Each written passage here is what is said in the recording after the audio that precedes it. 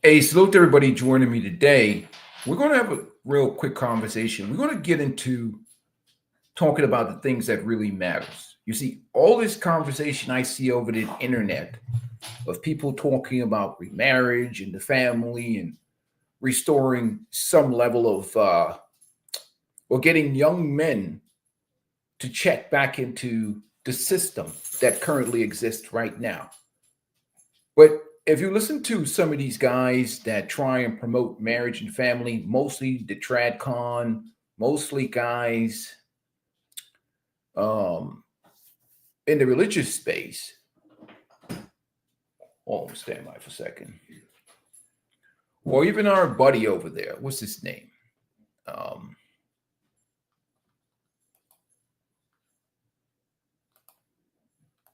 Hold on a second.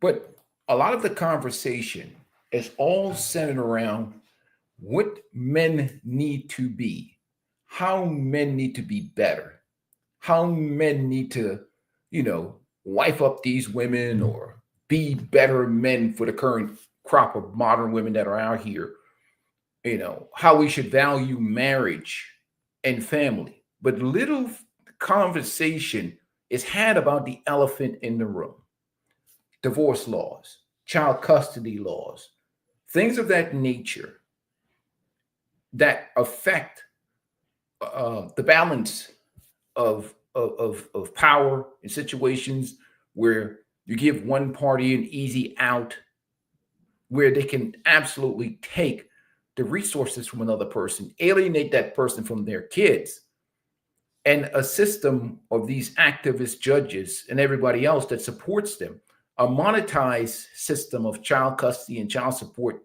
Divorce and child custody is very profitable, especially in the West.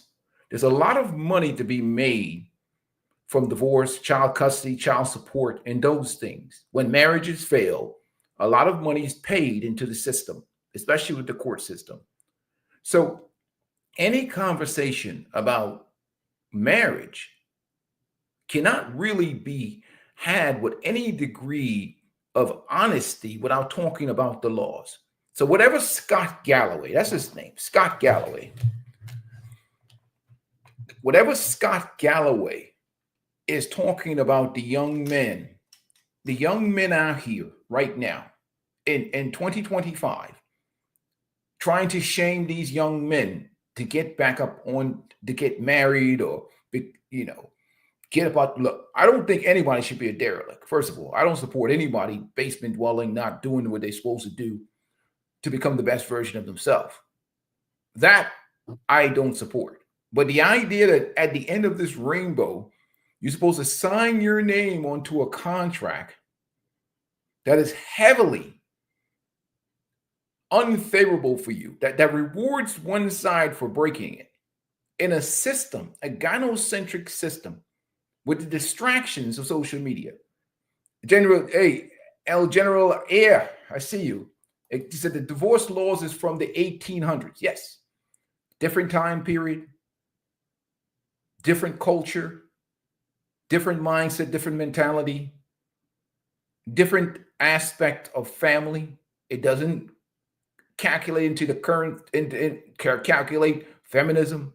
It doesn't calculate the involvement of corporate sponsorship in trying to, you know, get women to spend money. It doesn't calculate into distractions of feminism. It doesn't calculate into the fact of no fault divorces that came about in the 70s. I think when was no fault divorce came in? I think it's like the early 70s, late 60s, early 70s when no fault divorce came in. But these are the factors that really matter. And the larger scope of things is the actual laws. I'll give you an example, because when you give somebody power, extreme power, and no accountability in terms of the ability to um, extract resources from somebody and take their kids away from them, in the way the current system is set up, they can say, well, the laws are neutral. They're neutral except that there's a bias.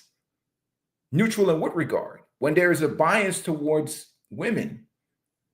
And when these judges typically side with women, how is the law fair and balanced? But everybody is talking about marriage and relationship, but they're not dealing with this elephant in the room, and which is not a real genuine conversation, because the laws and the way society is designed in the legal system is what will discourage most men and what would to even get involved in a marriage. So that's the fundamental thing. And women will make the argument, well, women are working now and women are making money now. True. But the reality is that when it comes to situations of relationship, women are hypergamous in nature, and they only get with men that are better than them financially, better than them economically. So when these relationships don't work out, it's rare that you will see a case like a Mary J. Blige, where a woman has to pay money or pay alimony or pay support to a man. Very few cases of that. The statistics and the data is there. 9 times out of 10, when a woman gets married to a man, he's usually better. He's usually earning more, and so on and so forth. Plus, men, that's not our motivation anyhow, to get money and extract resources from women. That is a female thing for the most part. When we get with a woman, it is based on our genuine desire to have that woman in our lives, the woman to give birth to our kids, to have a long-lasting relationship with that woman. But I think CGA said it best. When you're dealing with today's modern women, especially, women are in business, men are in love. That's what you see right now in the current dating and relationship market. But nobody really wants to talk about the elephant in the room. 1, it's not great for content. 2, the reality is the laws are never going to really change. 1, because politicians are really afraid of losing a certain electorate of women. It's just not going to change. It's just the way it is. What's up, XL Pro? Salute to you, man. I'll give you an example of what we're talking about. Yeah.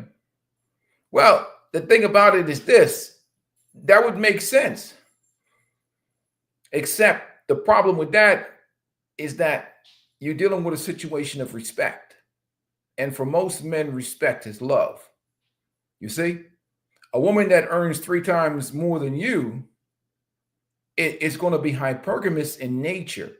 And let's say she made a decision based on physical attraction and love.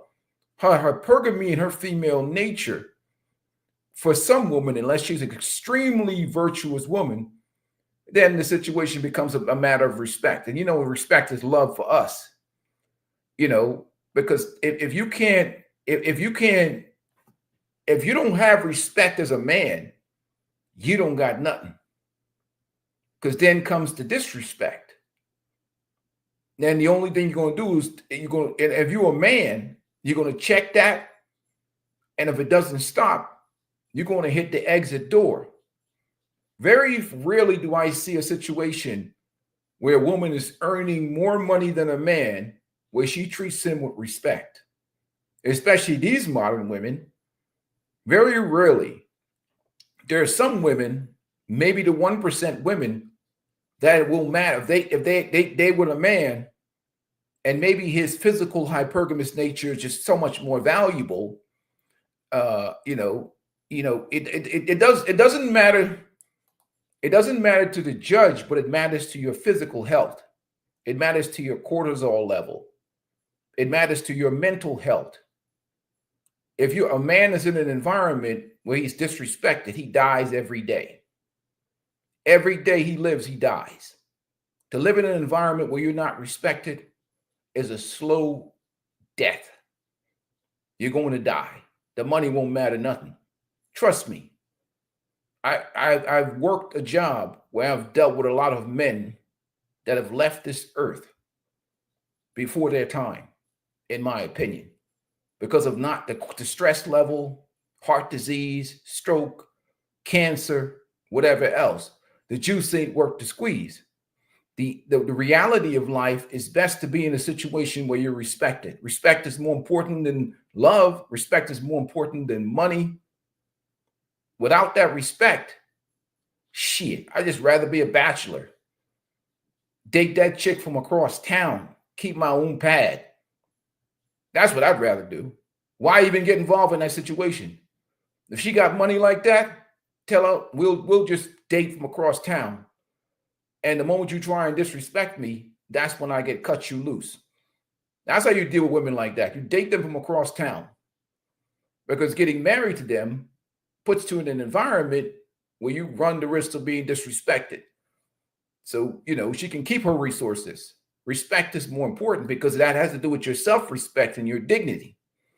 You understand what I'm saying? That's more valuable. You want to be respected, man, because woman feels she could talk to you goofy because she got money. Hey, who needs that headache? You know what I mean? Life is short. Today is the youngest you'll ever be for the rest of your life. I wouldn't give a damn. We'll just date from across town. How about that? You keep all your money over there on your side of town.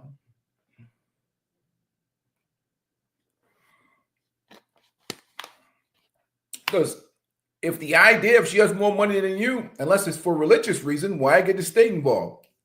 Oprah's been doing fine. Oprah's been doing fine for the last, how many years she's been with Stedman? Since what, the 80s? Oprah ain't got no problem. She got money. He deals with her. She shares whatever resources she want to share with him, and whatever he wants to do with her, he does it. What's the need of getting the state involved? You know what I'm saying? When you're dealing with women that have more money or resources than you, you always got to reserve the right to tell her to kick rocks if she ever tries to get disrespectful. And you want to keep that fluidity going, because you don't want to deal with no goofiness from no women, especially nowadays. Shoot, hell no. So that's the only downside to that part of it. But I do agree in the legal sense, if a woman's making more money than you, yeah, you're in a better situation than dealing with some broke ass chick who's going to clean you out. That is true. But respect and how a woman treats you is more valuable than money. That's what's most important when it comes to relationship in the long term. You know what I mean? So the problem is that when you're dealing with marriage and long-term relationships, there's got to be something beyond contracts and money. Something beyond contracts and money that keeps people bonded and locked in. The covenant of marriage, I respect. The problem with marriage is once the state got involved, once the government got involved, then everything went to crap. You understand what I'm saying? Now you add a certain level of duress to the situation because of the legalities of things. And that's what happened once the state and the government got involved in marriage. And obviously there's a serious profit motive involved in all of that. So that aspect of it is different. But the solution of just finding a woman that makes more than money is a good solution, except that how you're treated is going to be the ultimate factor in your health, especially your mental health, in terms of in the long term. And how a family treats you, how people respect you, and whether she uses that against you or not. So those are huge factors. But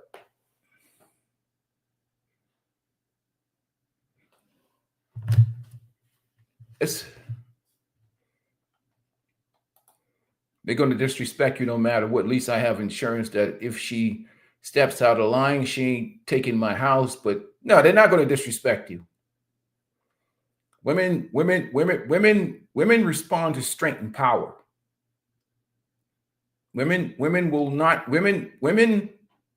that's how they respond. Women, if they're going to disrespect you, they're going to disrespect you because you're a simp. They respond to strength and power. They're not going to disrespect you either way. A woman disrespects me, she's gone. I don't, I don't play that disrespect. I don't give a damn whether she makes millions or makes, $10,000. Disrespect is what they do to simps. They're not going to disrespect you either way if they know that they're going to be gone. No, they ain't doing that. If she disrespects you a lot, or she tries it once, they all going to try you. They're all going to shit test you. But if she realizes that she can get away with that, she'll keep coming harder again. And one of the leverage is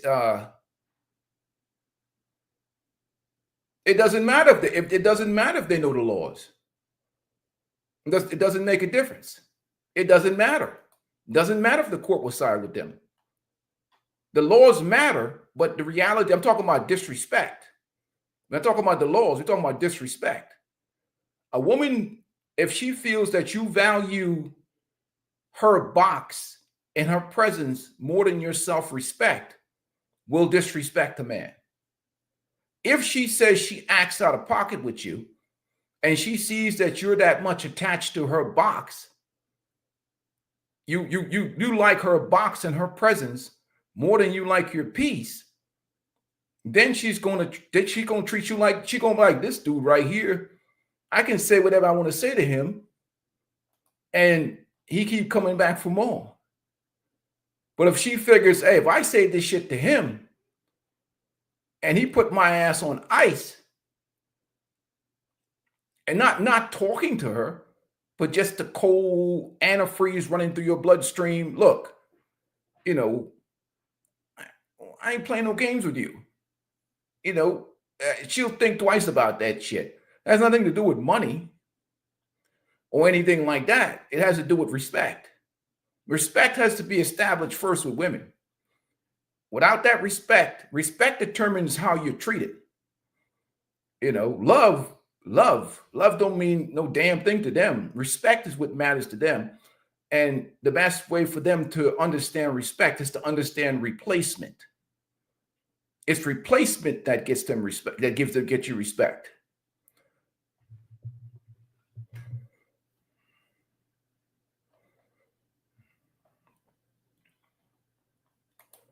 If you raise your voice to them or tell them what to do, you're not supposed to raise your voice to them. You're supposed to raise your actions to them. Your voice don't mean crap. It's your actions that matter. You see, your voice don't mean shit. All these guys running their mouth on the internet to these women don't mean a damn thing. What matters to them is behavior. Women respect behavior. They don't respect voice. If you're talking to her all the time, you should only have to say something to her like, look, I ain't down with that. And if she continues that behavior, you got to make a decision. Raising your voice to women, that means that in that environment, you have a disrespectful, disagreeable, defiant woman. Either way, that's going to put you in the hospital. So raising your voice, guys need to learn to raise their actions. When that phone call comes, where you at? I moved out, and I'm living at my own spot. I'm living at my spot. First of all, you should be living at your spot anyhow, or you got to get out. You got to go. You tell her she's got to go. It's just about how much men really respect themselves. You know what I'm saying? So raising your voice is nothing. Women respond to behavior. Raise your actions, not your voice. And then they'll listen to, because what happens, this is what we're talking about with the law right now, El General Delaire. The law is behavior. This is why all these talking points these guys be making online is useless chatter, because women don't respect that. Now they respect the law. They have to respect the law. But raising your voice to women, you might as well be talking to the wall. You might as well be talking out of your own ass. They ain't listening. They don't listen to no voice unless that voice, they think in their mind that voice is going to be reinforced by behavior. You know what I mean? Without that behavior, all you're going to do is raising your cortisol level with women, because they're gonna just look at you like this dude ain't got no substance to him. And again, it's almost like a pattern of disrespect. And I think sometimes I've been guilty of it, because it ain't nothing special about me. I've been guilty of the same sin of over talking to women, trying to reason with them and trying to correct them verbally all the time. And when you really, the correction with women is in our behavior, and I'm guilty of it too, El General Delaire. I was guilty of it in the past, where you're trying to talk to women and reason with them all the time, as opposed to telling them, look, this is the bullshit I'm gonna deal with. What's up, my man? Red Pill Science, salute to you, man. But you correct women through behavior. You verbalize what your expectations are. You communicate with them, and either they adjust and correct, or they get replaced. You treat them with respect and kindness, but if you try to talk them down, you're taking an L, massive L. They ain't listening. They don't listen to us now. They don't listen to us unless they come in here on some hater stuff. They don't listen to us, man. But that's how because I've been guilty of that, man. Trying to reason with women and talk to them, and man, they'd be like, yo, the moment I get quiet and I start behaving a certain way, then you get all kinds of attention. They'd be like, oh, this dude don't touch me no more. What I think one of the content creators, I heard something, what I was telling you, like, what's funny, brother? I was going to tell you, actually, one of the content creators said something very powerful the other day I was listening to. I believe it's CGA. If you still have sex with a woman, nothing that you said to her no longer matters. If she's acting like a fool, and as soon as she drops her drawers, or she touches you or whatever, you have sex with her, it just reaffirms that nothing you said to her matters. And I thought about it for a second. I was like, you know what? He's on to something there. That makes a lot of sense. Like all these women out here, give you an example, all these chicken heads we see, all these birds out here, all these disrespectful women out here, they don't hear nothing because the men are still having sex with them.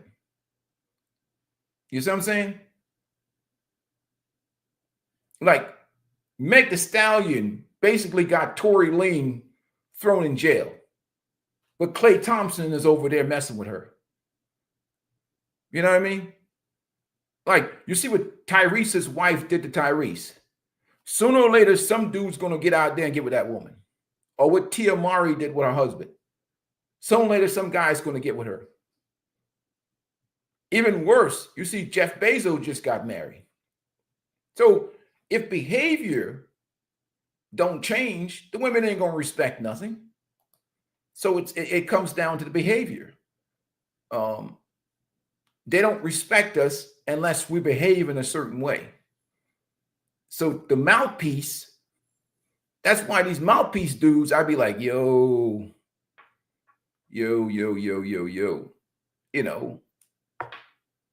because that which is already sold don't need to sell itself. And if you follow through with your behavior, respect is not even an option. It's not even an option. And that behavior has to be a total shutdown. Like, yo, don't come at me like that. And it has to be meaningful. And then that behavior will change, I think. But in terms of the legalities of things with the state, that's a whole different situation, which is separate from respect, because the legal aspect of the relationship automatically rewards the other party for breaking a contract. So everything that man brings into the relationship is enforceable by the state. his protection, his provision, his support for children, the love, the affection, the sex, and everything else that a woman brings into a relationship is not. And again, we're dealing with 2025 where there's so many distractions and household distractions and life. I'll give you an example, right? I mean, I don't want to be like, what I'm saying. I'll give you an example. We should share this straight. This particular situation right here, right? Let me remove that from the state. Remember this situation right here. Fair use. All right. We see a situation right here where this woman tries to block the dad's 50-50 custody. She tries to block his 50-50 custody. And the judge saves this man because, again, one, he doesn't have a lawyer. He doesn't understand the system. But this is how the legal system works. In her mind, she's thinking about she really just wants the money, to extract the money from him. She can try and find a stepdaddy somewhere else. She's trying to double dip. And she's trying to completely control the custody. So she wants to take away this man's power, emasculate him in a certain way, take away his child, and get his money. So she's thinking all calculated in business. He's thinking what's best for his daughter. Let's get into the content. Let me show you what I'm talking about. Your Honor, this is a paternity action. The parties have reached almost a full agreement. I'll read the agreements into the record. The contested issues are geographic restriction, possession, child support, and retro.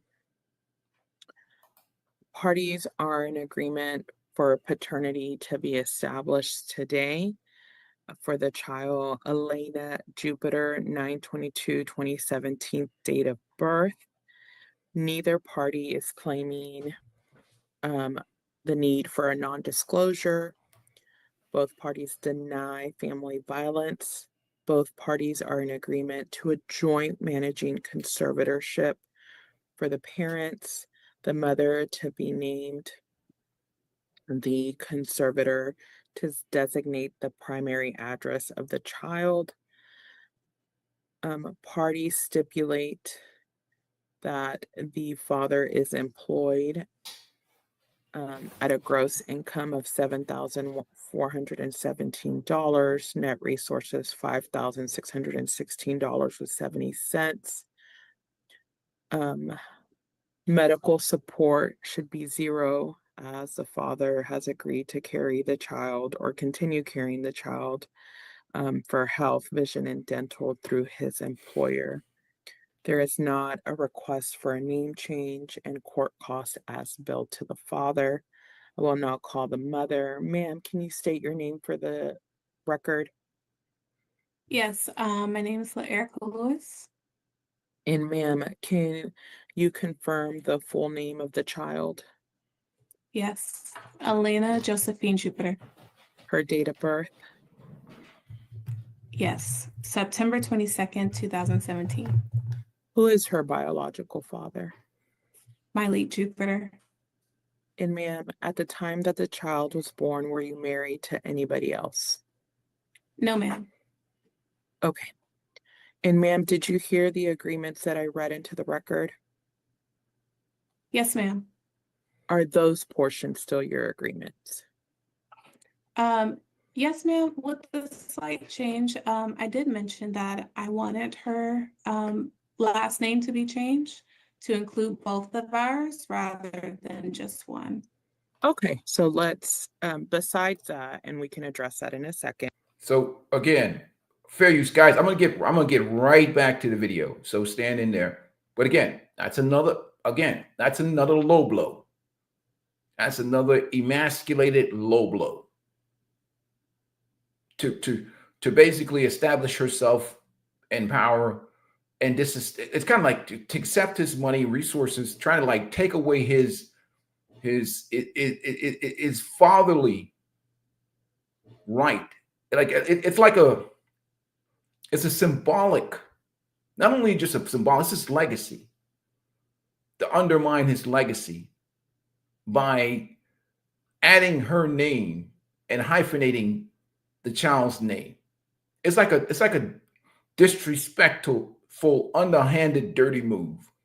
But let's continue on. We'll get more deeper into the psychology of that. Did you agree to the other things that I announced? Yes, ma'am. Okay. So the child's last name now is Jupiter, correct? Yes, ma'am. What do you want the child's last name to be? I would like it to be hyphen, Lewis Jupiter. Okay. And ma'am, do you live in Dallas County? Yes, ma'am. I'll ask the father in a minute, but to your knowledge, does the father live in Dallas County? Yes, ma'am. Okay. Are you okay with a geographic restriction of the child's address to Dallas and any county that touches Dallas? Are you okay with that? No, ma'am. Okay, let's tell the judge why. I would like there to be open ways for us to, wherever we need to move, we can move, based off of just work reasons. Right now I'm a teacher, and that kind of changes sometimes. And I don't want to be restricted from where I can work. And honestly, who knows what the future holds? You know, I could want to move to a different community. Miley would want to move to a different community, and I don't believe that should be restricted just to Dallas. Now, sorry, hey, I'm gonna get right back to the video. Now, this guy doesn't have a lawyer. He doesn't realize and recognize two power moves. One, the move to hyphenate his name. Two, the move to remove geographical restrictions. There's a 50-50 custody situation. What is she trying to do? As soon as the judge is going to help him out. I'm going to talk down to the end. Those are two power moves.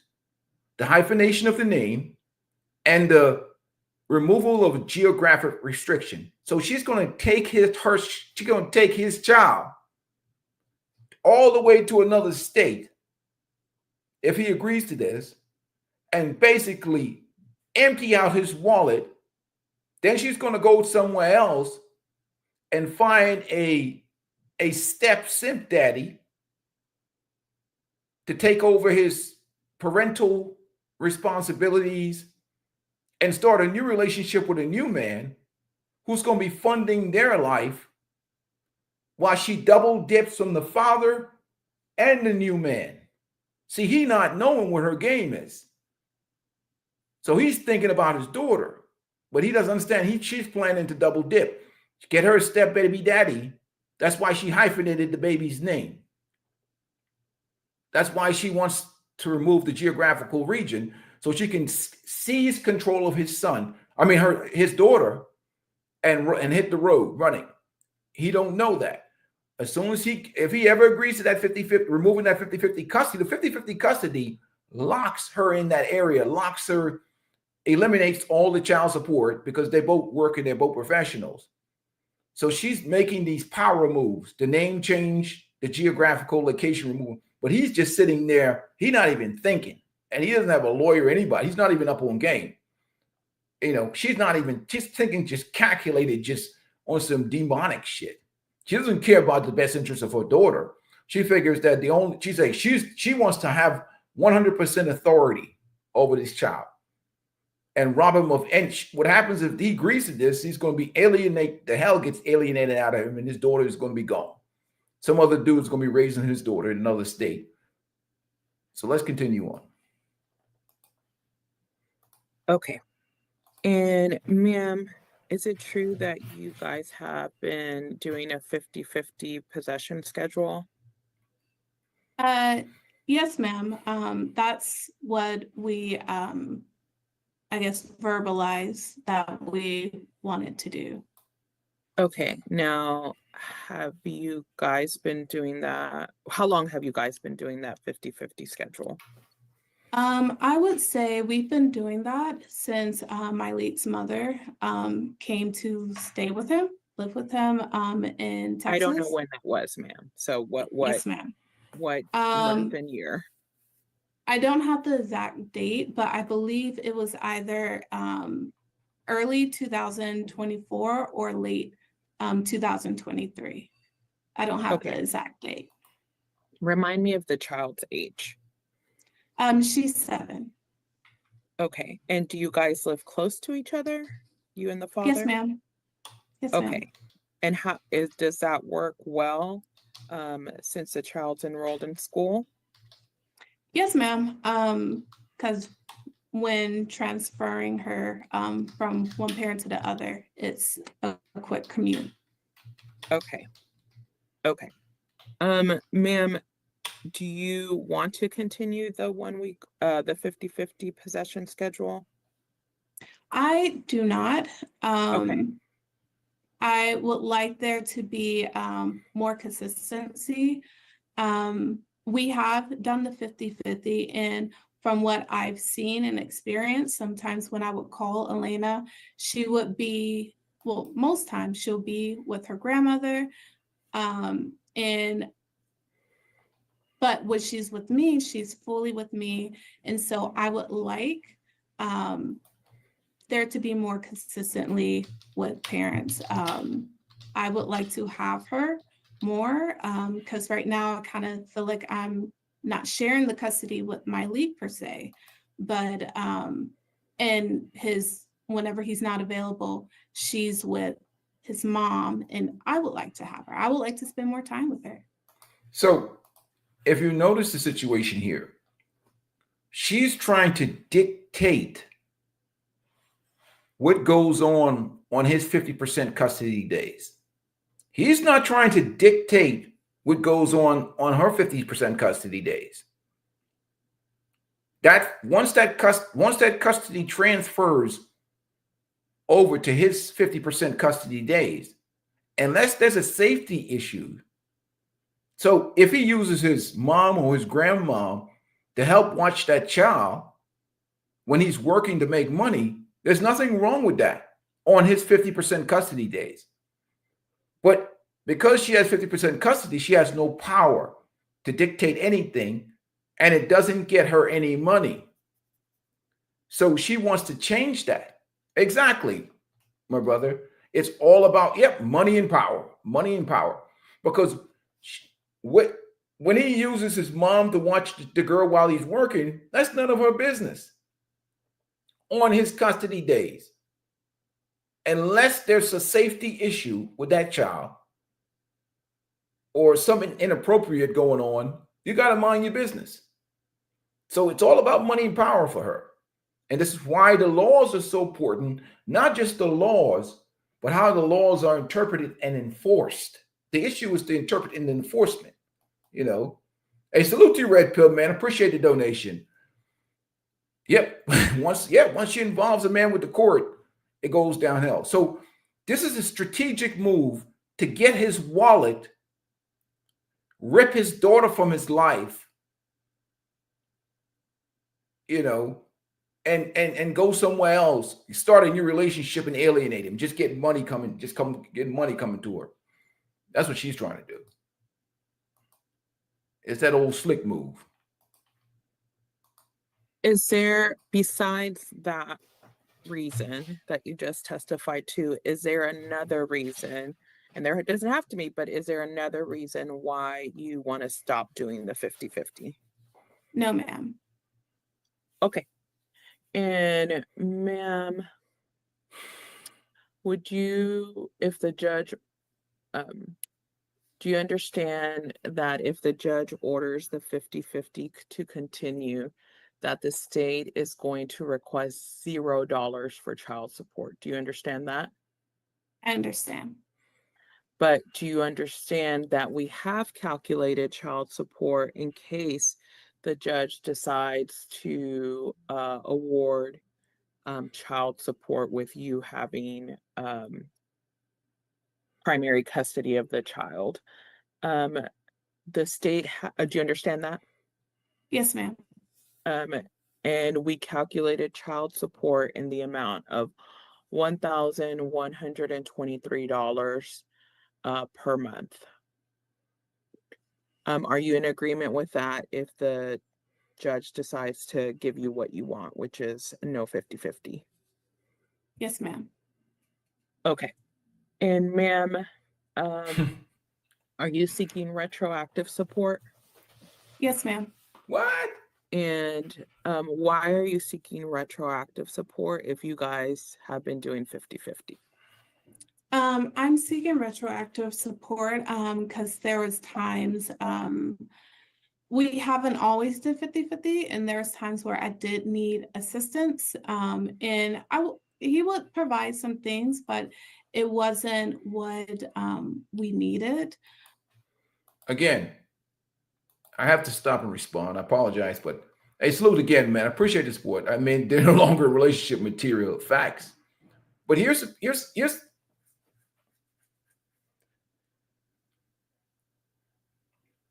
none of this. We know the statistics of children that don't have their fathers involved in their lives.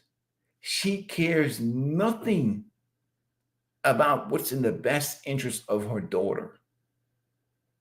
By stripping him away from her father, she has a right to have a father in her life. She doesn't care. She only cares about what she wants. Like literally, she's not even acting in the best interest of her child. She cares about the money, and she cares about starting a new relationship somewhere else.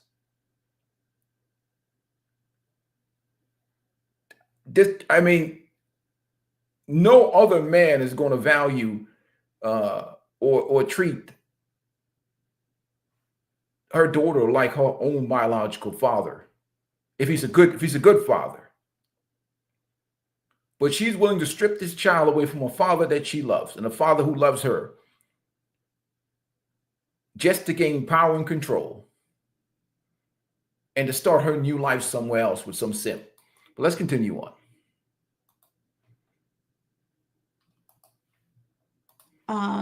And retroactive so that I can pay off the debt that I acquired in trying to not be evicted from our home. I had to pay with my credit card so that I could pay rent.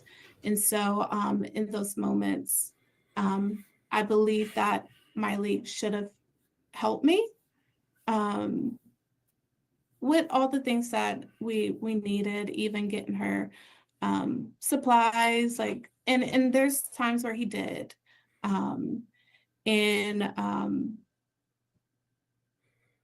Yeah. Okay, ma'am.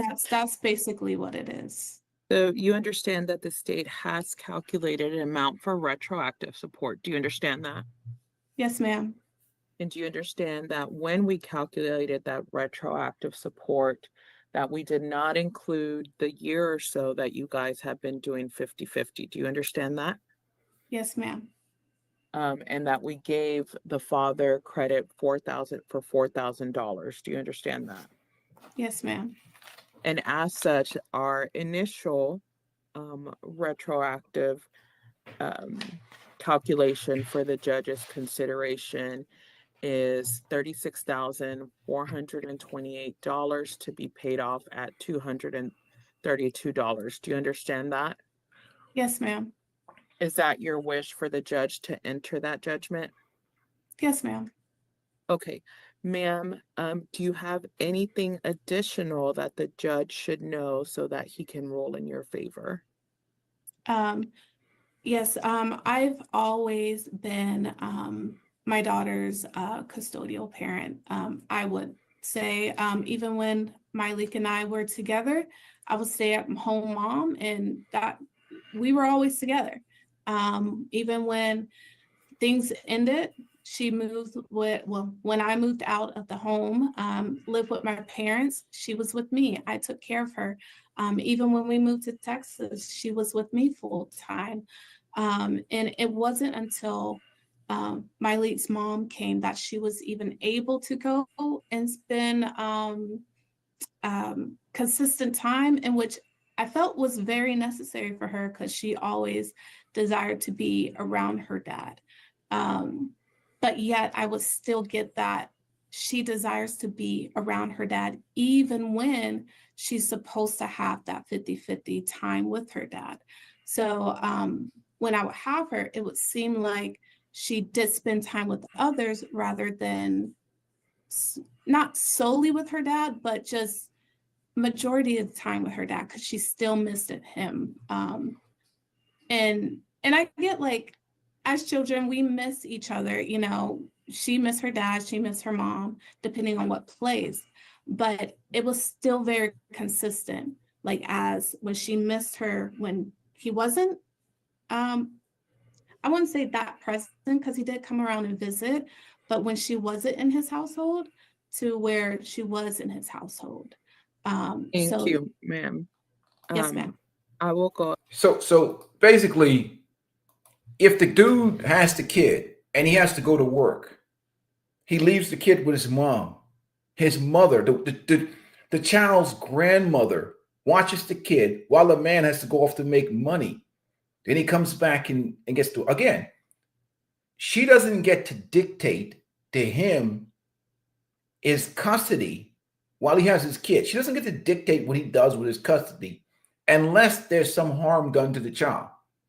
But if the child is being well taken care of and well cared for, which she does not object, she's not saying that the child has been mistreated.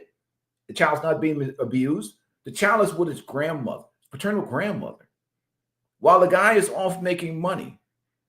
But she's trying to use this where, well, when he's with her, he's not, and when she's with him, she's not with him 100% of the time, as a way to leverage her position to grab full control of the kid, which just makes absolutely no sense.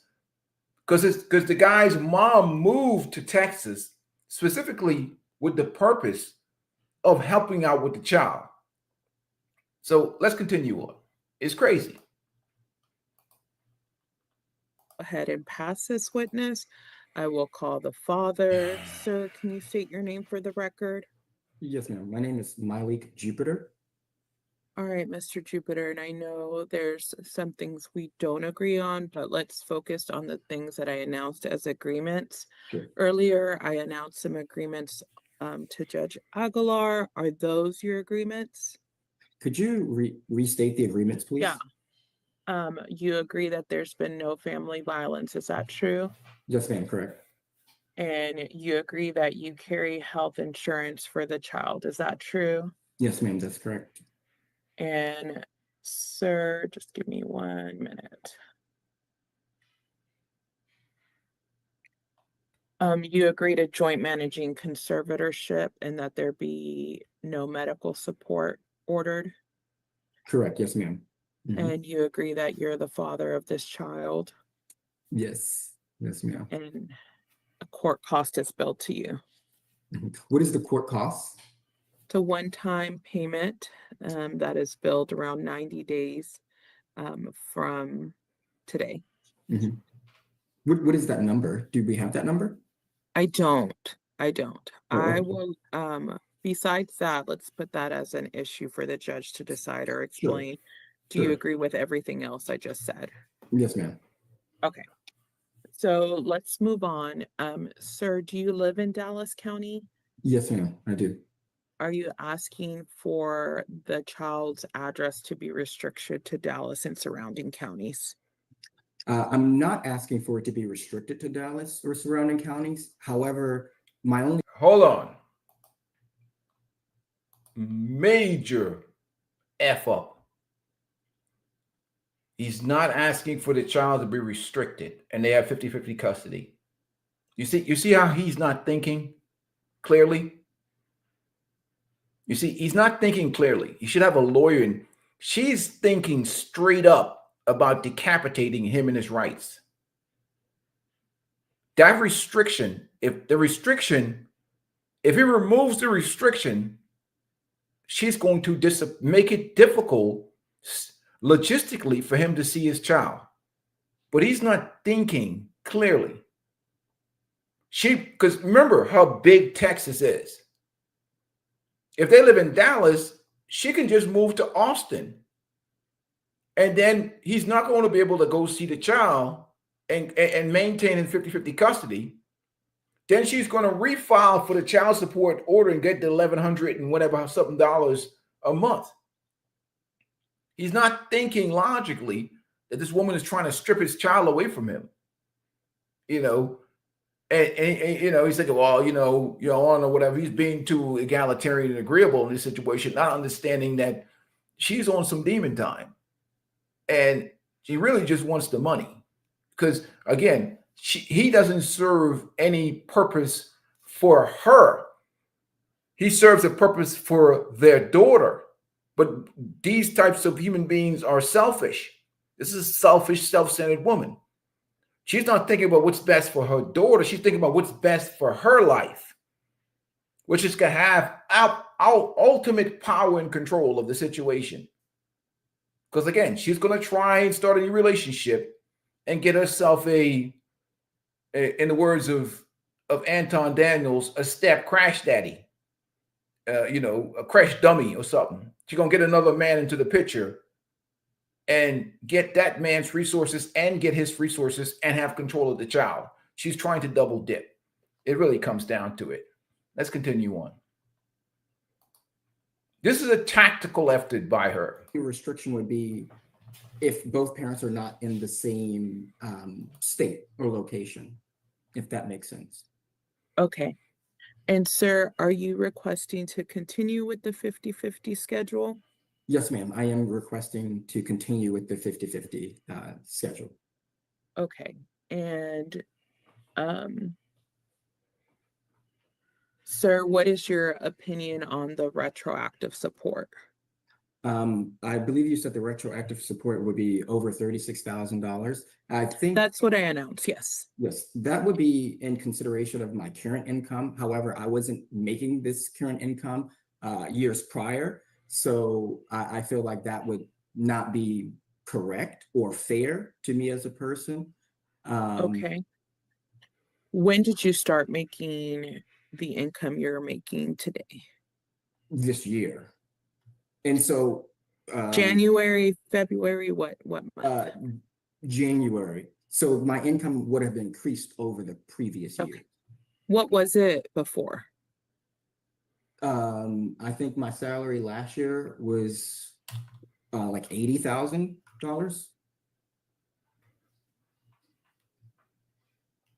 Probably a little bit more. I'm trying to remember. 1 second, sir. Mhm.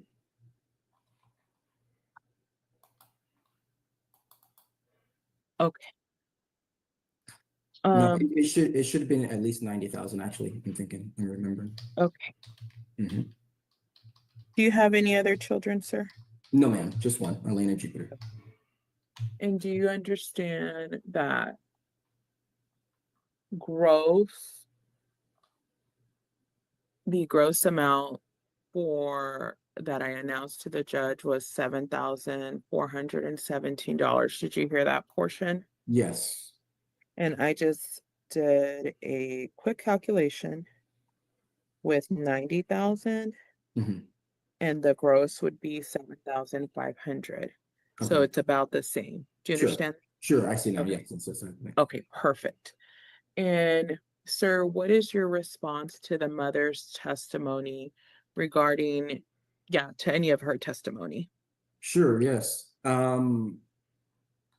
I would like to contest the geographic restrictions and the child support.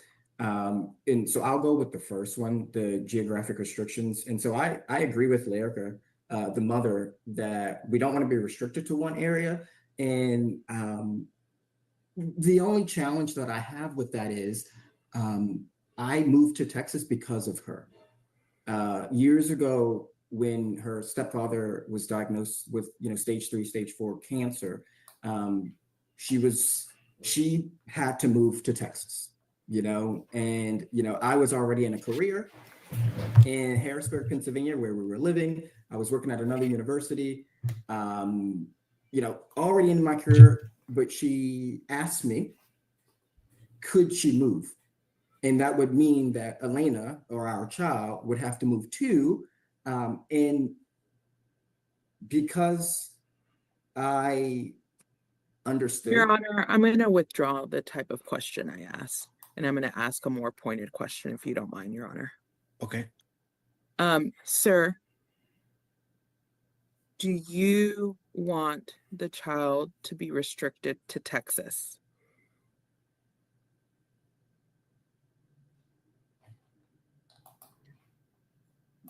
Yo,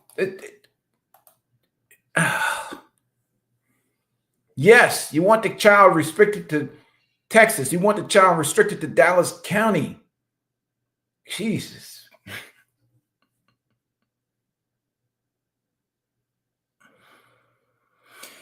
He doesn't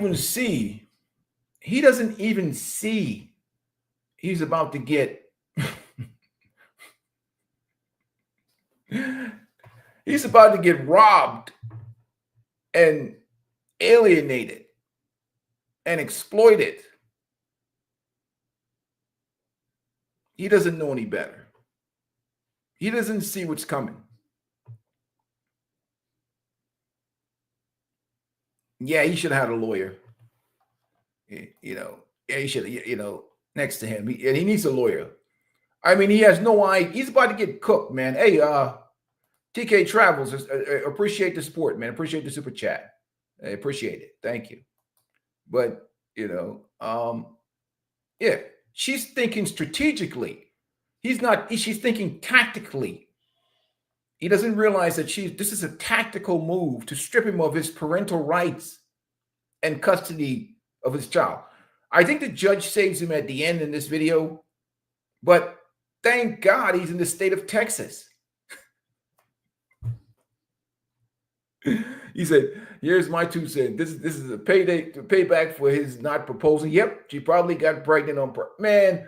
This is his game. But he doesn't see what's coming. He's about to get robbed of his child and his money. And some simp will be at the house, with her and his child. And she'll be double dipping. He doesn't see the game plan. Let's continue on. No. Are you planning to move outside of Texas? I would only plan to move outside of Texas if it's in agreement with the other parent. Okay, thank you. We'll let Judge decide on the geographic restriction in a moment. Sir, actually, I think I have enough. I pass this witness, Your Honor. Could I also? Okay, let me talk, Mr. Jupiter. I think I'm gonna Sure. fix it here. Okay, so y'all are working pretty well together right now. It looks like I don't think we should change anything. When you're doing 50-50, or even if you're doing just regular visits and regular custody, like in a regular case, each parent is not to dictate to the other parent how they're supposed to spend their time. So Right. if they're working some of the time, then they leave the child with grandma, or they leave the child with a daycare place, or they leave the child at school, or things like that. That shouldn't be a penalty. There shouldn't be a penalty because you leave the child with somebody else. Now, obviously, we want parents to be involved as much as they can, but sometimes people work on the weekends, things like that, or they may want to do their own thing. I'm not making y'all account for each other every minute of the day. It shouldn't be a deal where we have to mandate that a parent be there at all times when the child is in the other parent's possession. That's not the way it works. Y'all are trusting each other to help raise this child. That means there's other people that are going to be involved, like grandparents and other relatives, and maybe even friends that are going to help you with, watching the child when you have something going on. I'm not going to penalize you both because you're doing that. So the requirement that you want, Ms. Lewis, that only Mr. Jupiter can be the one with the child is a kind of an unfair and unusual request. That's not something that I'm going to grant. So y'all have been doing 50-50 for quite a long time. If it's been 2023, that's good. I like to see a history of it. I don't usually like people just to tell me they're going to do it, because going to do it isn't the same as actually doing it. In my experience with all the family law cases I've done, a lot of people say they're going to do something like that, but then they don't actually do it. They just don't want to pay child support. But y'all have actually been doing it for over a year now, and it's been working for you. So my rule is you're going to be consistent with that. That you're gonna continue to do the 50-50. Y'all, so the parts y'all agreed to, those are fine, which is joint managing conservator, father to carry health insurance, name change to Lewis-Jupiter sounds like a good agreement. That way the child will have both your last names. After you get a copy of the court order, one of you will need to take that order to the birth certificate office where the child was born and get the birth certificate amended. So that'll be an additional thing you'll have to do after that. And then you'll also need to notify the Social Security office after that's changed, after you get the new birth certificate, so they can update that as well. So there's still a little work to do on that part to get that done. It's not automatic. If y'all are doing 50-50, then obviously there shouldn't be any child support. And if y'all are doing 50-50, it doesn't make sense that we would have that y'all can move wherever you want to. Texas is a huge state, so it would be kind of impossible even if it was just Waco and Dallas for y'all to do 50-50. It wouldn't make a lot of sense. And it would be worse if it was somewhere even further than that. Our geographic restrictions are in place so that parents can both be actively involved with the child. We do contiguous counties, especially in Dallas, because as you probably have discovered since you've started living here, Dallas is not just Dallas, it's Fort Worth, it's Kaufman, it's Plano, it's a lot of a lot of cities around here. So it's still a big area, but it allows you to move wherever you like. If you're a teacher, then that means there's a lot of school districts within all those counties. So I am making a geographic restriction to Dallas or any contiguous counties. And that's because y'all are doing 50-50. It's consistent with that. If you're going to live further away, then how would you do 50-50 if that was the case? So that doesn't make any sense. So again, though, if you reach agreements that y'all maybe both want to move or the other party's okay to move and you're okay with that, then y'all can do that on your own. But this is in case y'all cannot reach an agreement, then y'all have then the mother or both of y'all need to stay in the DFW area. Really what it boils down. Usually we dictate that the custodial parent is, but really it's based on both of you. So if y'all need to talk with each other if you decide to move out of the area, because otherwise then you're not going to be doing 50-50. Y'all have been doing split for a while, so I don't understand why we're even talking about back child support. Y'all have been splitting the cost 50-50. Maybe one of you makes more money than the other, but I don't usually try to do a difference in what it should have been if one person makes more than the other. So I'm not granting any retroactive support. Okay, so this will put y'all at a 0. There won't be any monthly amounts. Mr. Jupiter, you will pay court costs. Dallas County will have to dictate to you how much that is, and they'll give you time to pay that off. It shouldn't be a huge amount, maybe $200 or $300, and it will be just a one-time thing. And they'll probably give you time to pay it if you can't pay it in full. So they'll dictate to that. Every case is a little different, so I don't know what the exact amount will be. Somewhere around there. So that'll be the only really money obligation. And then we'll go like this until y'all change something. If at some point y'all cannot do the 50-50, then that would be a good reason to do something different. But y'all need to discuss it with each other and see what works best for you and also what works best for the child as well. So basically, the judge saved his ass. That judge saved his ass. Texas. If he ran into one of these, like you said, feminist or activist judges, yeah, he said this morning, got lucky with the Ferris Family Court judge. You know, if it was a feminist, his butt would have been toast. If it was a blue state or one of these feminist activist judges, he would be cooked. But you know what's so funny, Red Pill? She wants to add her last name to the daughter and hyphenate the name, Lewis-Jupiter. Guess what? This is my theory. She's not going to do that. She tried to hit him with 36 grand and back child support when they've been sharing custody all along the way. She tried to get him for retroactive child support, even though they had shared custody all the time. She got the name thing, the judge to agree to the name thing, hyphenate the name. She's not going to get that child's name changed and hyphenate it because there's no incentive to doing that. She didn't get the retroactive child support she wanted. She didn't get the custody arrangement that she wanted. So the name change is of no value to her, other than maybe some feminist symbolism. But without the money and the custody arrangement that she wanted, I don't think she cares about the name change. She's not going to come get the name change. Why? She's not going to take the effort to go down there and change that child's name. It ain't going to happen. Not without the money. It ain't going to happen. Come back, that child name will be the same.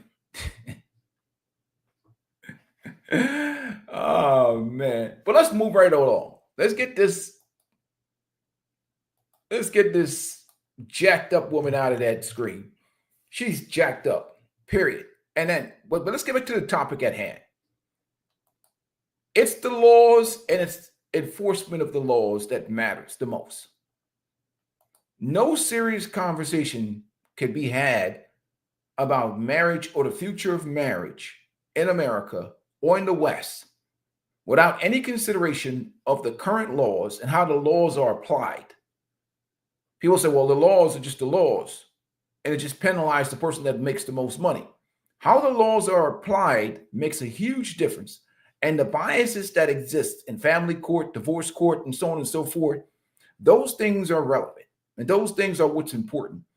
If you're telling men to get married and start families when they've seen their brothers, their sisters, their brothers, their uncles, their fathers, men of the past, boomer men, get absolutely crucified in the court. When we look at the marriage rate and marriage statistics that's out here, and we look at the unfairness of many of the court systems, especially in these blue states, we see, it's just simple. For most men, they're making a calculation that the juice is not worth the squeeze. So going on and going forward, we're going to talk about why that statement by CGA is so important when you're dealing with the modern woman.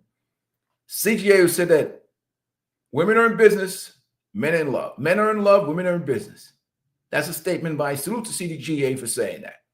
And I'll give you an example. China just changed its divorce laws.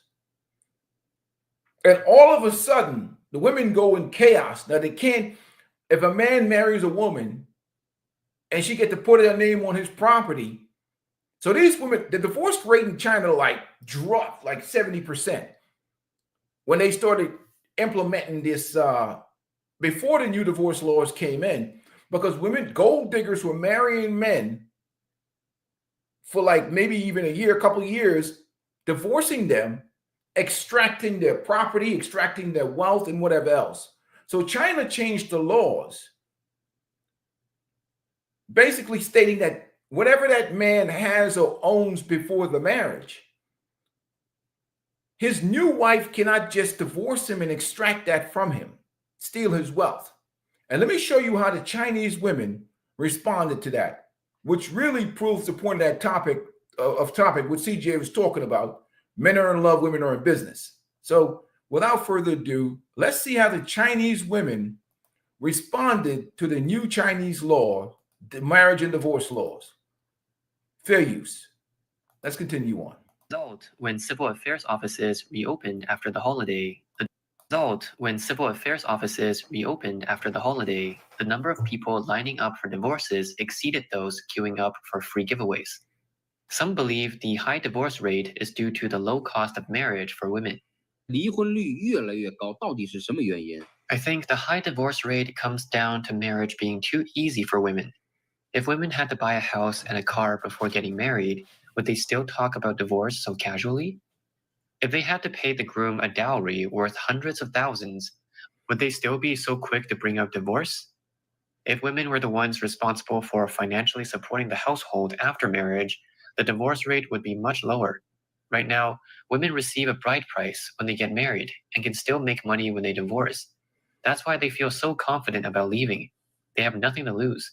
But for men, we spend a fortune on the wedding, and when we divorce, we lose even more. It's really tough for us.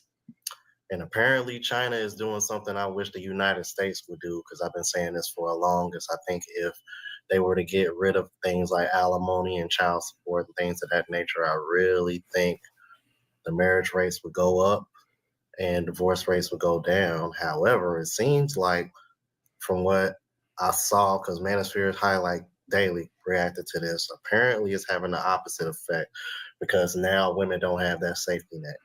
What a shocker. Let's get into it. Hey, salute to Average Men Unplugged. 2 hours. This is the scene. I came here to help clients, but divorce does. Look behind me. These are all people waiting to get divorced. Today is the 8th day of the Lunar New Year. The office opened at 9 a.m. and in just 2 hours, this is the scene. I came here to help a client transfer property ownership, and I saw this with my own eyes.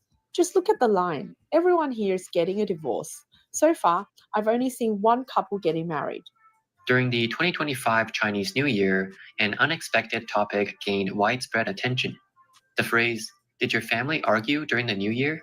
dominated trending searches throughout the holiday, resonating with many people. Some shared that before seeing it online, they thought family arguments during the New Year were unique to their own households. The woman said, I just saw New Year fights trending online. My first thought was, so it's not just my family. That actually made me feel a bit better.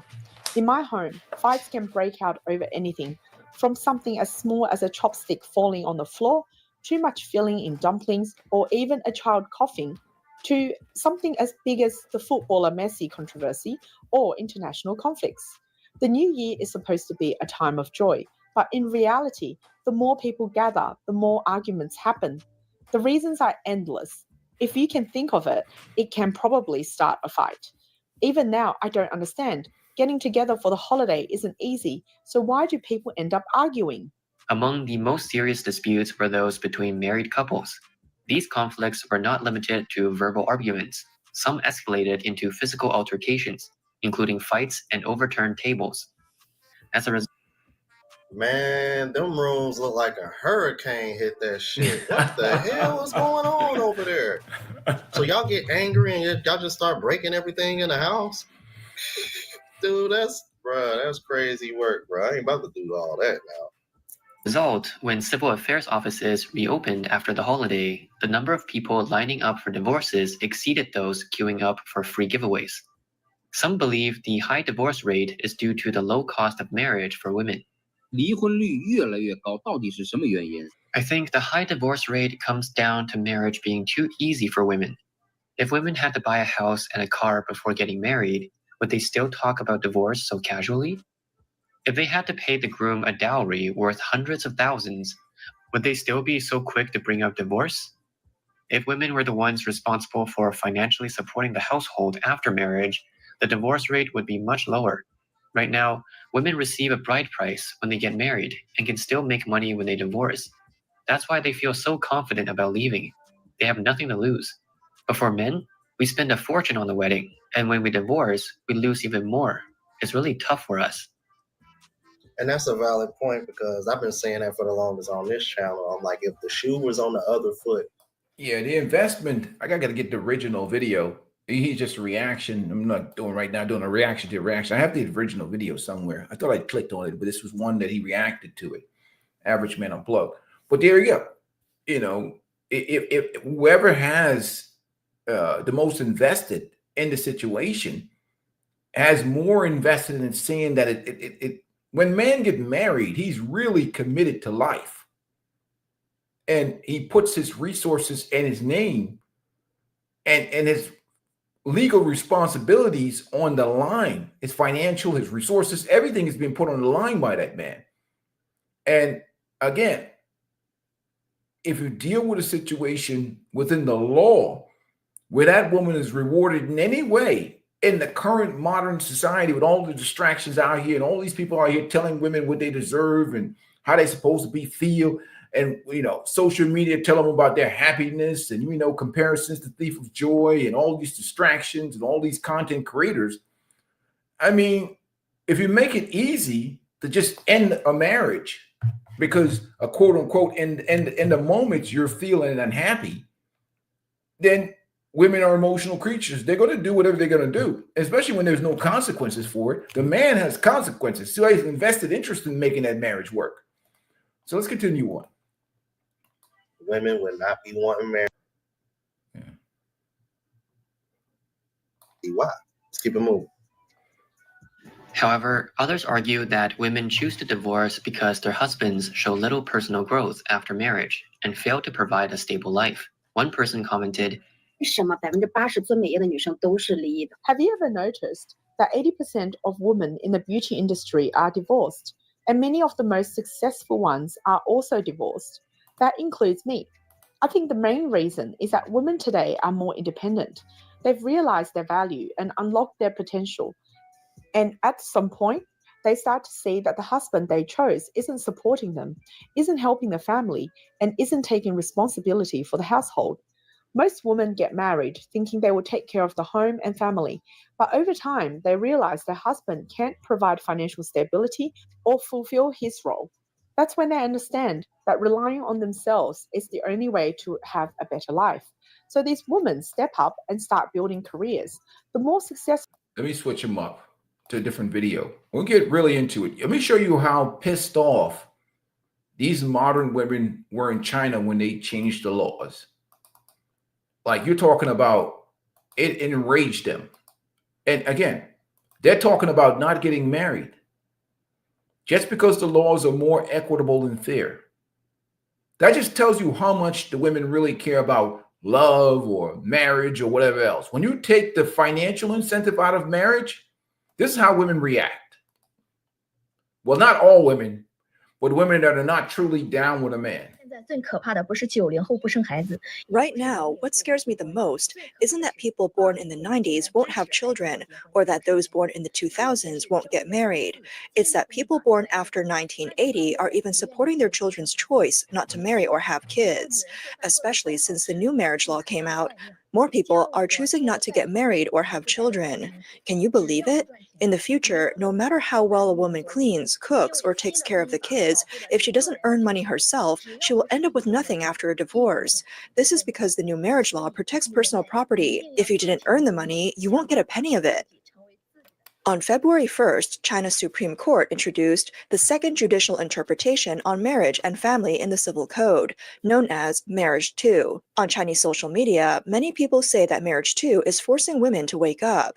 They argue that the person who earns money gets the protection, that full-time housewives deserve to be treated like workhorses for men, that housework is seen as free labor, and that women cannot expect any compensation for the toll on their health from childbirth. The clickbait headlines have attracted a lot of attention, but they hide a much more complicated and absurd reality. This legal reform is not a savior for anyone, nor is it the end of the world. Instead, it reflects the deep social conflicts and political control in China, showing how the government uses the law to cover up social problems and strengthen its grip. Article 5 and 8 of Marriage 2 state that whether a house is given by the man to the woman or bought with money from the man's parents, even if the woman's name is on the deed, it can still be awarded to the man. In other words, no matter if the house was bought before or after the marriage, having your name on the property deed doesn't guarantee that you'll get it in a divorce. As long as you paid for it, the house will be yours. That sounds great, especially in a country where it takes the savings of 2 generations to buy a home. But in reality, it's not that simple.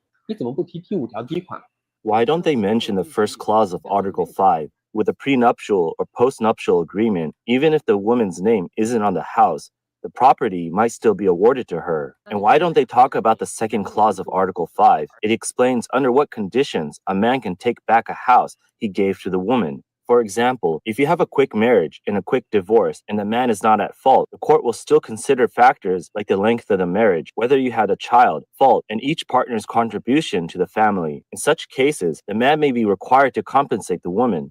The same logic applies if the house was bought with money from the man's parents. The court will look at whether you had children and your contribution to the family. For those who say that women are being taken advantage of when doing housework and that any loss from childbirth cannot be compensated, Article 21 clearly states that if a woman stays at home to take care of the children, does the housework, and even helps her husband with his work, the court will calculate compensation based on the time and effort invested and its impact using the. So basically, they're really trying to eliminate all these gold digger marriages in China. Because again, the women themselves, or even with the CCP, because China is a communist country, to increase spending, they allowed feminism into their country to keep the women spending. They tried to do a test, which is to have a capitalistic communist country. And to keep the spending going, women do 80% of the spending in the West. They wanted to try that same strategy. But what happens is they created monsters. Marriages, divorce rate spiked. Women were checking out of marriages. They were listening to this feminist propaganda on TikTok, this toxic positivity movement that they were listening to. So they were indoctrinating themselves and bailing out of marriages, taking men's houses, taking men's money, doing all kinds of the goofy things that they do here in the West. Basically, not getting married in good faith, not being committed to that man, being disrespectful. See, when men get married, they take their vows seriously because there's a code of honor. And men's natural instinct and proclivity is to protect women.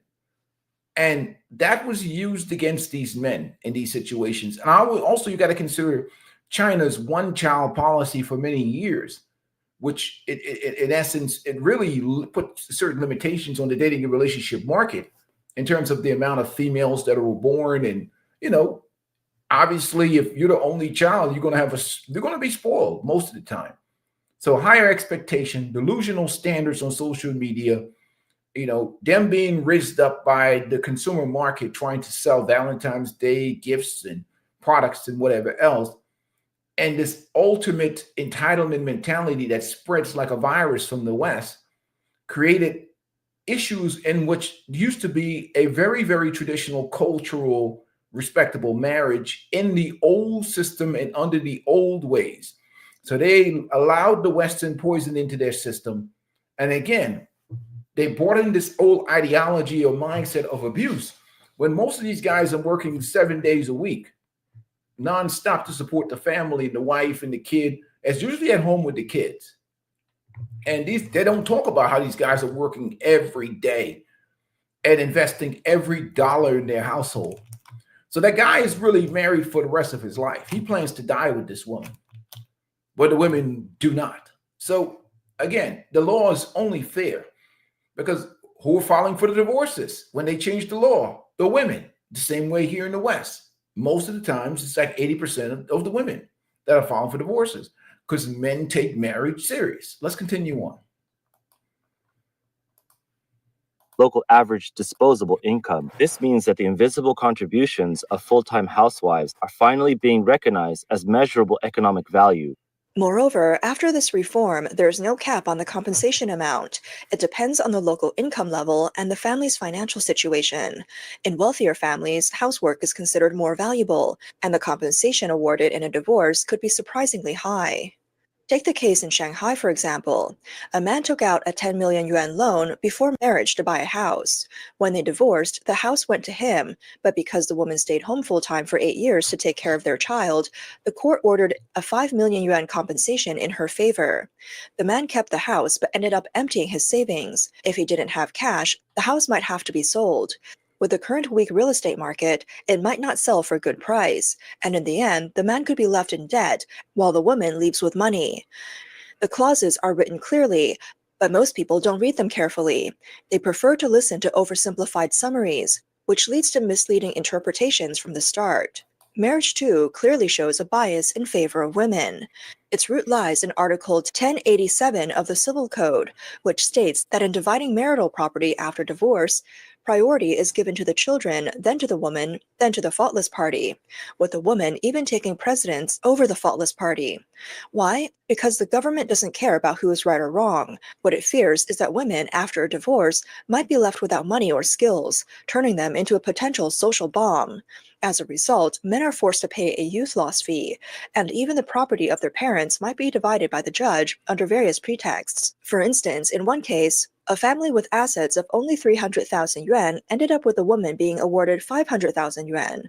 The judge simply extracted a childbirth fee from her in-laws' 700,000 yuan house. Just because the house is in his parents' name doesn't make it safe. These moves may be legal, but they're shameless. The government's so-called protection of the weak simply shifts the welfare that should be provided by the state onto individuals. Some people claim that the fact that the property goes to the one who paid for it solves the problem of scam marriages. While that does play a part, the real reason is that judges have always ruled on the idea that a man's money should make up for the woman's share. This isn't the judge's own choice, it's a requirement from above. For several years, cases have been decided this way, and the new law simply gives judges cover so they don't have to take the blame. With more people resisting, some judges have even lost their lives because of it. The new rules merely put those unspoken practices on the table. The 2013 case of Li Dashen in Beijing is a clear example. In Changping, Beijing, there were more than 40 houses on rural land, with the affordable houses valued at 1.96 million and the welfare houses at 1.28 million. After the divorce, his ex-wife took all of the affordable houses, barely leaving him with barely over 10,000 in compensation. It was outrageous, but completely legal. The case was handled by the well-known judge Ma Caiyun, who was later killed in 2016 as a result of extreme backlash from such rulings. Instead of rethinking these decisions, the authorities have now enshrined the bias in the new Marriage 2 rules to protect judges from criticism. Fairness in individual cases simply does not exist. Stability is the top priority. The CCP's laws have never been about true justice. Judges' so-called discretionary power is just a mask for political will. Although the clause, "the property goes to the one who paid," sounds appealing, in order to ensure the woman's future, the court will still take away the man's premarital assets and even his parents' money. With Social Security unable to help these women, the ex-husband ends up carrying the burden. In first-tier cities, especially in places like Beijing where property is worth millions, middle-class families have long been targeted. Now, even liberal arts graduates from top universities find it hard to secure jobs, and marrying into a wealthy family has become a shortcut. In divorce, these women use claims like lost youth and household contributions to get more money. There are even online posts teaching people how to profit from divorce. For many middle-class families, while the older generation saved enough to buy several houses, the next generation might not be able to earn enough to protect that wealth, making them the perfect target. The new rules set guidelines of betrothal gifts and infidelity. Betrothal gifts go to the woman, and if one partner is unfaithful, they get a smaller share of the property. Any gifts given to a mistress must be reclaimed. This means that even without divorce, property can be divided during the marriage, and if a divorce happens, the husband might receive little or nothing. For the wealthy, this means both the wife and the mistress could end up taking money. In fact, this makes divorce cases as unpredictable as Schrodinger's cat. Until the verdict is announced, no one knows how much they will lose, and in reality, divorce costs for the rich have increased dramatically. A new trend has emerged online. Since women no longer care only about houses, they now focus on a man's height, looks, intelligence, and emotional skills. What used to be a marriage secured by owning a house now demands you to be over 180 centimeters tall, have an 8-pack, and even know how to speak romantically. Otherwise, no one will be interested. Some people think that these new rules will make Chinese people marry for love like those in developed Western countries. But in developed countries, low divorce rates aren't because the laws are amazing, but because the social safety nets are strong enough to allow marriages to be driven by emotion. In China, if a woman leaves her job to stay at home and finds herself with no means after a divorce, marriage becomes a battleground of interests rather than one based on love. In reality, asking for a house when getting married doesn't mean that the woman is trying to scam the man, and not every man who depends on his partner is deceitful. Some people simply want economic security or want to contribute through housework and childcare, efforts that are just as valuable. The new rules on household compensation protect these contributions and show that society is slowly recognizing the importance of this work. The real shock of China's new marriage law isn't found in the sensational headlines. The truth is that the government is trying to maintain social stability. One of the most common problems in divorces is the snatching and hiding of minor children. Article 12 and 13 of Marriage 2 makes it clear whoever takes the children loses. Whoever plans to take the kids away loses. It's meant to discourage men from taking their kids. It's a bit stricter than before, but it's still just a cosmetic fix to cover up what has always been a top-down mandate, not to move towards real fairness. If this new rule were truly biased against Chinese women in favor of men, then the top tier of Chinese feminists, the so-called T0 group, would have already taken to the internet with massive outcry, condemning this judicial interpretation in every possible way. These T0 women are not ordinary internet users. They're outspoken, well-organized activists on platforms like Weibo, Xiaohongshu, and Douban, known for quickly turning any gender issue into a major online storm. Yet right now, the online scene is surprisingly calm. There are no trending topics or overwhelming debates, only a few scattered complaints. This unusual Well, that's unusual. That's because of the economy collapsing around everybody in China. So the reality is that when those particular women that were feminists, okay, I mean, obviously we see China is going through financial crisis and housing crisis right now. So those women and a job crisis. So when inflation is extremely high, jobs are lost, and they don't feel a sense of security, feminists go quiet, like they are in America right now.